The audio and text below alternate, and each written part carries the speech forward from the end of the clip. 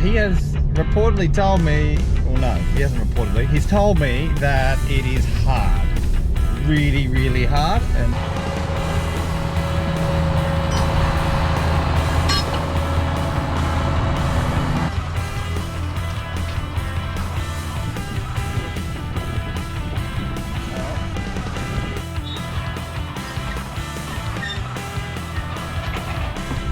good afternoon, everybody.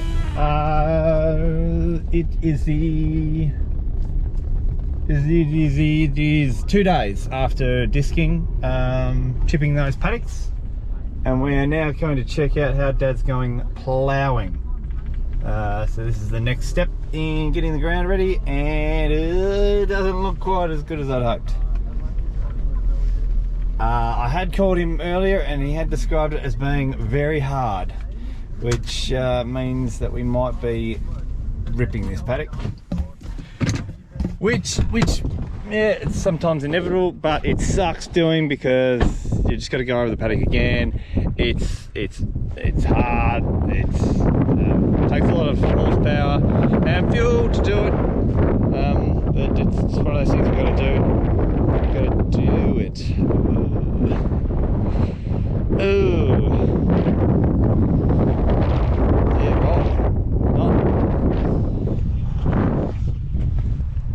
Not what we'd really hoped.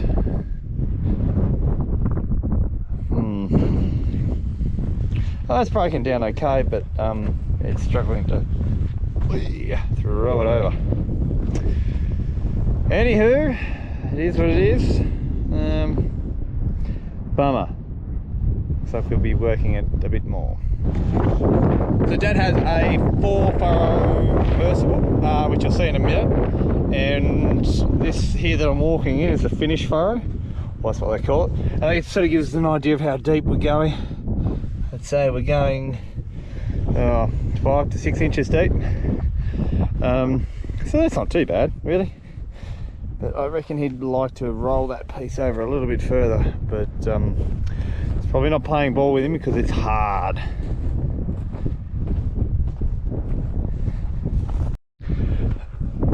Just reminded myself that talking to Dad earlier, he was really mortified with how this ploughing job was going, so he wasn't happy with it at all, and he was glad that no one can see it.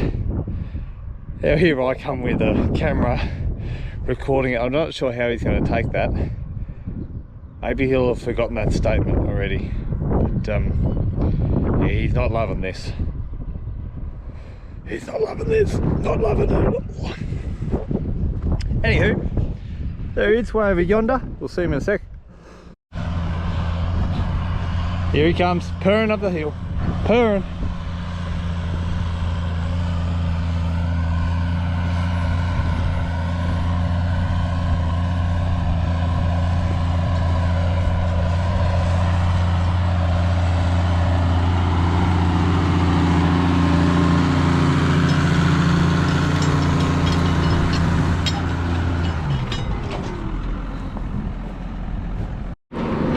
So I've got to work on Dad. I don't think he's going to be a real fan of the camera just yet. But that, in a nutshell, is ploughing. Just those furrows there are just rolling over. That's sort of what we want. It's doing a good job. He's so worried that he's doing such a crap job. And he's like, why did you bring it here? Why didn't you bring it to the other paddock? Sorry. Anyway. He's doing a good job now. Shouldn't worry about it. Not exactly sure what model it is. It's a Coon plough, I know that much. It's a 4-furrow reversible. Reversible just meaning that in a minute it's just going to turn itself around. Well, he's going to turn it around and he'll come back down on the top side furrows.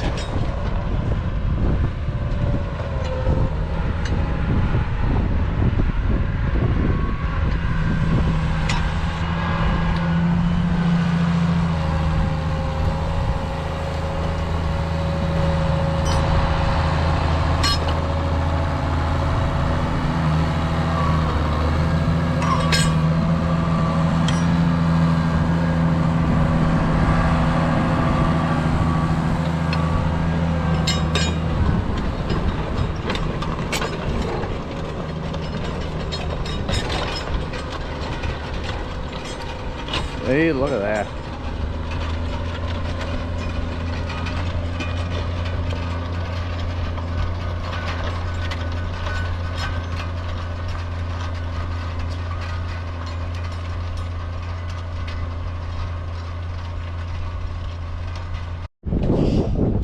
So, old man is called Pete.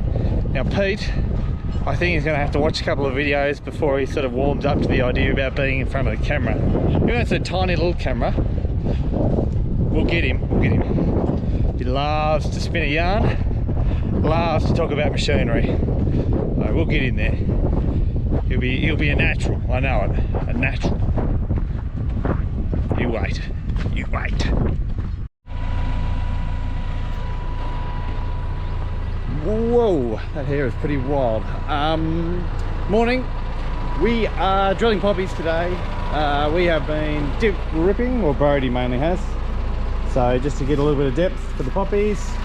And now I've got to go pick up some rocks. Unfortunately, we do have a few rocks. Yeah, Brett Smith's coming today to drill the poppies with his Power Harrow air seeder, and we'll see how that works. Rocks.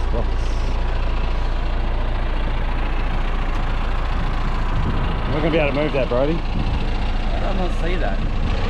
Sorry? How did I not see that when I was ripping? Oh, yeah, don't know, man. And that one there too.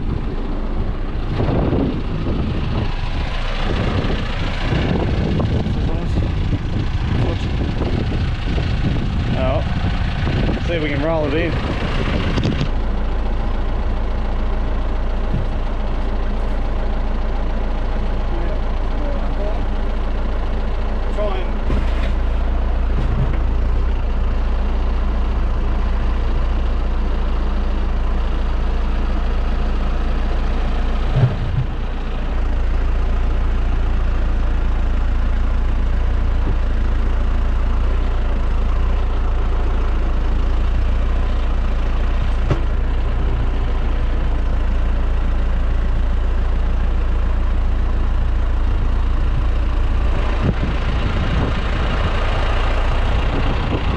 So, found some more rocks. You'd be surprised. Bang, bang, bang. It's a bit quieter in here, so a little bit windy outside. Thought I'd better run through what I've actually done to get this paddock ready. We obviously sprayed it off. We chipped it a few times with discs, which you've seen. Then ploughed it, a death plough. And then come back through, disc it again just to take the top off. Just give us a bit more tilth, a bit more fines with the soil. And then come back through with a final pass, which is why it's sort of left in ridges like that, with the deep ripper. That's just to make sure that we've got plenty of depth. Poppies have a tap root, so they tend to sort of drive down. Poppy is just like a very long cone-like root, I guess you'd say. In search of moisture. So now, yeah, that being done. Also last night what I did was I put on some fertilizer. We put on, now this varies depending on soil tests. With this paddock it's low in P. Potassium's fine, so what we did, we put monoammonium phosphate, or MAP for short. MAP at 200 kilos to the hectare, so that'll give us 20 units of nitrogen and I think 44 of phosphorus units per hectare, I'm pretty sure. But one other feature about this paddock is that it had a really low pH. Now poppies are really sensitive to pH. A pH water result of below 6 for poppies can be a little bit dicey. Our result in one paddock was 5.2 in one, and the other one was 5. So we call that acidic. It needs a bit of work. So with most liming products that we have available to us here, it's usually like a mined product, ag lime or dolomite, and that is quite a slow acting. We're obviously sowing these poppies now. Just chipped a few rocks out. So we need to adjust it as quick as we can. So I've used a product called Calcipril. Oh, wasn't watching that. We used a product called Calcipril, which is essentially a prilled product of really fine lime, egg lime. That way it sort of gets into the system a lot earlier, and yeah, it starts reacting with the soil to raise our pH closer to 6. There's varying rates for that. Usually it's about 250 kilos. Because our pH was so low, I've gone for 750, and I'll be really interested to see how that works. So hopefully we'll see poppies grow really well, and that'll be that. But there's one patch I know that it's never grown poppies, and I reckon that's due to the pH being so low. We soil tested a paddock right next door, and that was a pH of 4.9, but that's reclaimed from the bush. Yeah, so that's low, real low. So here's hoping that the Calcipril's worked. Well, will work eventually, and we can grow some poppies across this paddock. Yeah, Brett's in here drilling now.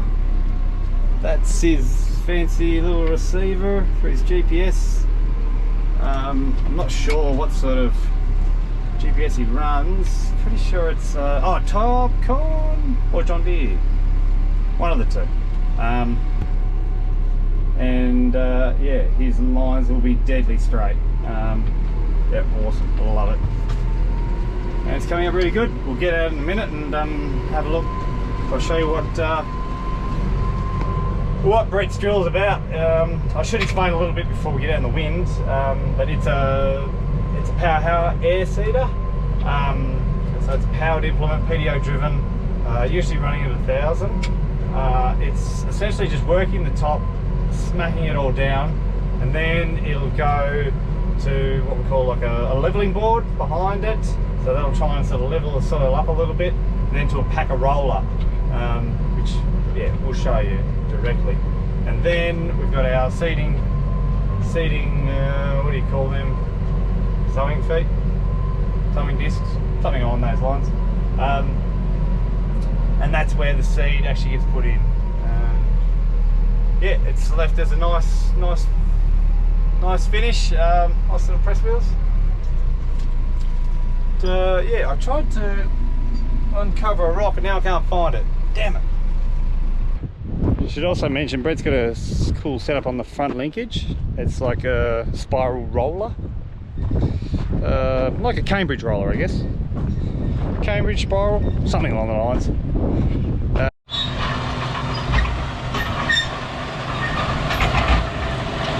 Sitting rock.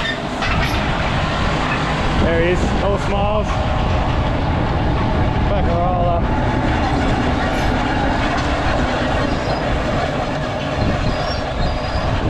That was a specky job. So those press wheels are on the back there for the seeder.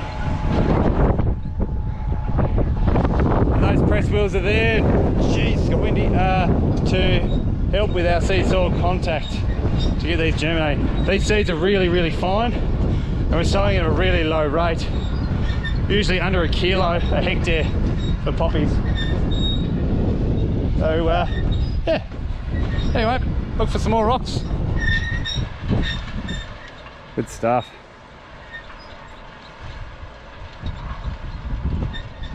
I think I have the last of the rocks. Brett is no doubt going to find some more, and I hope he doesn't, because I hate wrecking gear, especially when it's on my own. We'll leave him to it, but he's probably got another hour or two here left to go.